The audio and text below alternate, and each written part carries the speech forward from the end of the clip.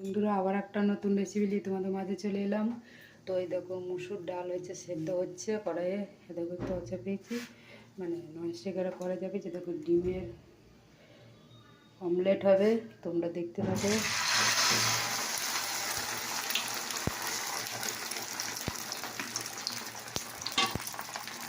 তো দেখো বন্ধু, এটাকে আমি উল্টাবো।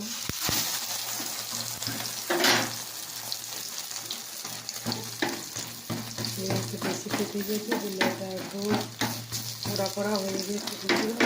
তো এতটা পোড়াইলে হবে না, তো একটু তোমাদের ডালটা একটু কম দিতে হবে।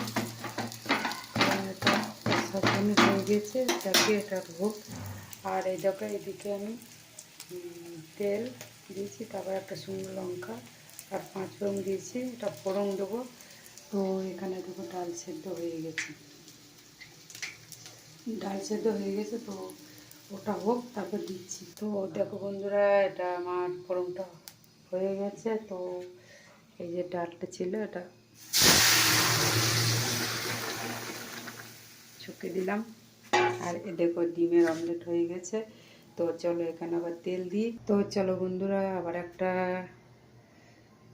রেসিপি বানাবো। তো এই দেখো রেসিপি আলু ভাজা, এতে দিয়েছি আদা, একটু রসুন, এটাকে কুচি আর কাঁচা লঙ্কা।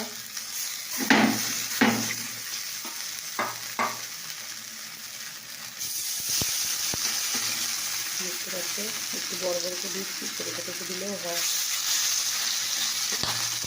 কিছু আর করছি না, তেলে পড়ছে তেল, দেখতে পাচ্ছি ফুটছে। দেখতে পাচ্ছি তোমরা।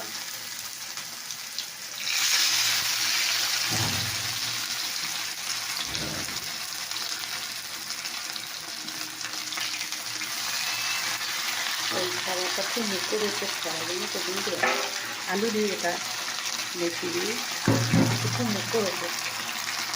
তো চলো বন্ধুরা, ওইটাকে দিতে দিয়েছি। এই ননস্টিকটা করাই না, তাড়াতাড়ি উঠিয়ে যায় এবং তোমার ভাজাটাও ভালো হয়।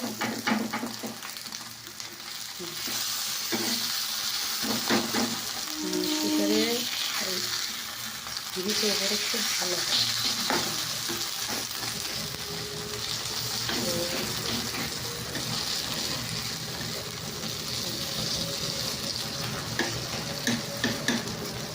দেখুন কি সুন্দর হচ্ছে। চলো বন্ধুরা,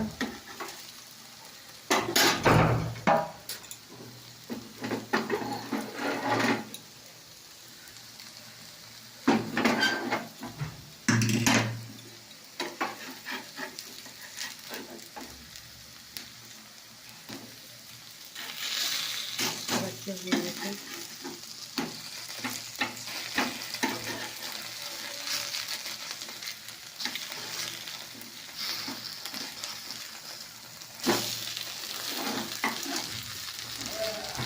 তো দেখো আমার খাবার রেডি হয়ে গেছে। তো তোমাদের কেমন লাগলো এই রেসিপিগুলো অবশ্যই কমেন্ট করে জানাবো।